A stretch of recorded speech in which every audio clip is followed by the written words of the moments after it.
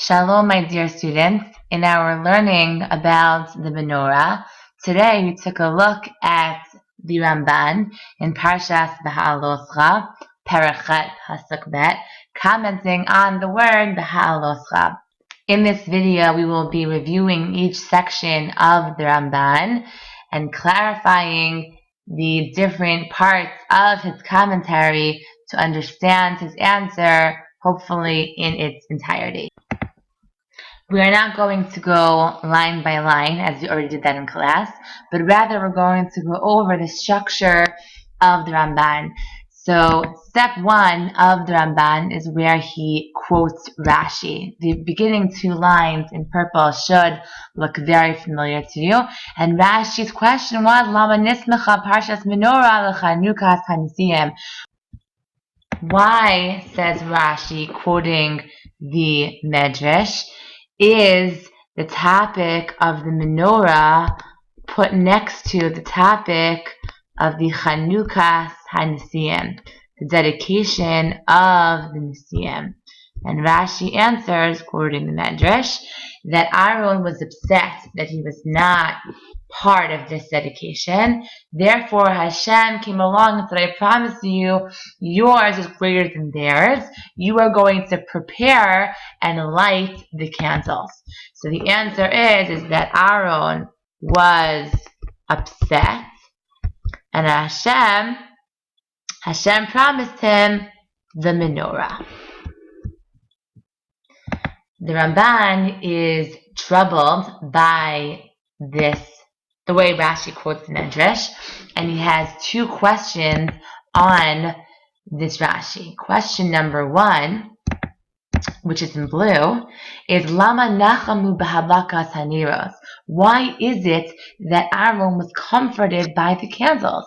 And the Ramban elaborates, as we learn today, that Aaron, along with his shevet, had so many other jobs in the Mishkan, bringing karbanos. Aaron himself had unique jobs. He had karbanos that were brought specifically by the Kohen Gadol. All of the work of Yom Kippur was surrounded by him. Why is it that the menorah was a comfort for Aaron? Question number two, which is highlighted in green, is Ma ta'am l'chalishas hada'azu? Why was Aaron so upset? Why was he so bothered by the gifts of the Nisiyim, that he wasn't part of it? After all, he was bringing karbanos this whole time, every day of the Yemei Meluim. And moreover, if he was upset, says the Ramban, that he did not get a chance to donate to the Mishkan, rather what he did was obligatory, then the menorah shouldn't be a comfort to him, because after all, the menorah was not a donation either. It was in fact obligatory as well. So we return back to our original question, why is it that Aaron was comforted by the menorah? What happens now in red is the Ramban is now going to take an entirely different approach to the Medrash quoted by Rashi. The Ramban says that the reward, the gift given by Hashem to Aaron is not really only a gift to Aaron during his lifetime, but it's really a gift that extends beyond his lifetime. And the Ramban says, that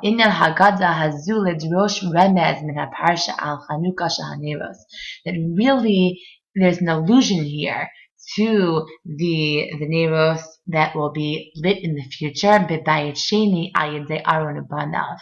Ritzoni lomar chashmonai kohen gadol ubanav. That really this whole topic of the menorah is a hint to a dedication in the future that will involve candles, that will be done by Aaron's children, namely the Chashmonaim, who will rededicate the Mishkan by lighting the menorah after their victory over the Greeks.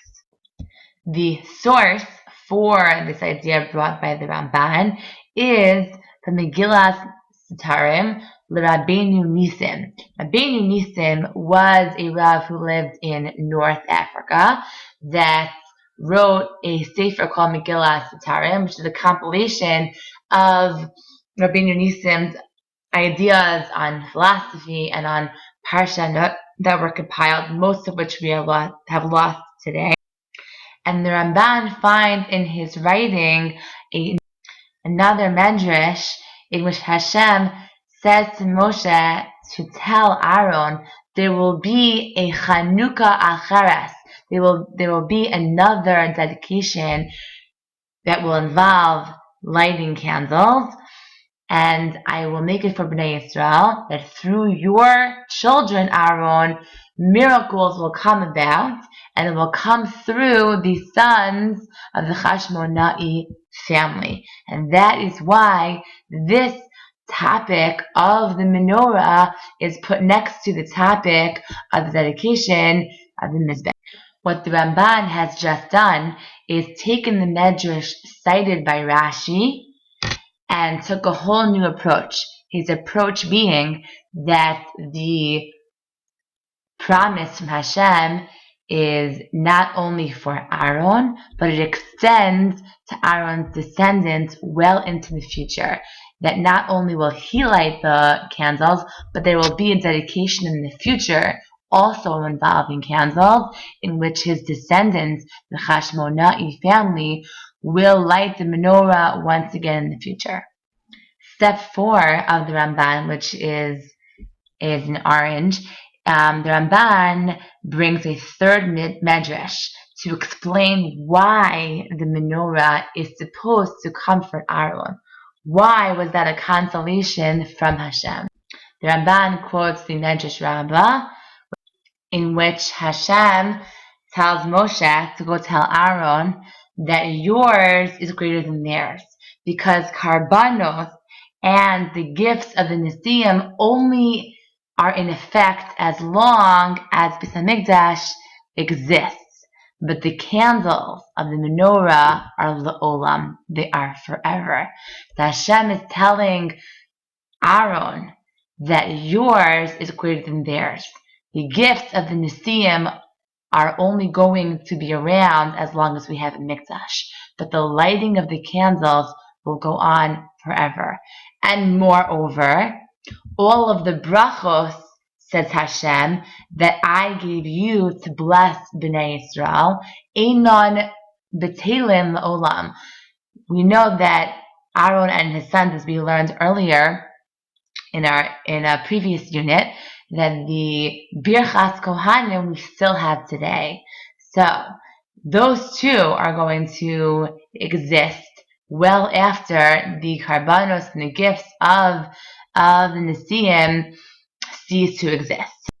Step 5 of the Ramban is where he wraps it all up and explains the smichot parshiot, why in fact the menorah is connected to the gifts of the Nesiim, because as Rashi quoted the Medrash said, Aaron was in fact upset, and Hashem did promise Aaron the menorah. And the Ramban brought an insight that why was that a comfort for Aaron? Because the menorah is going to live on long after the gifts of the Nesiim cease to exist, after the Mikdash is destroyed. But the Ramban expands the Smichot Parshiot and says that the Birchas Kohanim, which comes before the Nesiim, and the menorah, which comes after the gifts of the Nesiim, are two very unique privileges that were given to Aaron and to his children that are going to exist long after the Mikdash is destroyed. And that's why, says the Ramban, that Aaron was comforted by the lights of the menorah.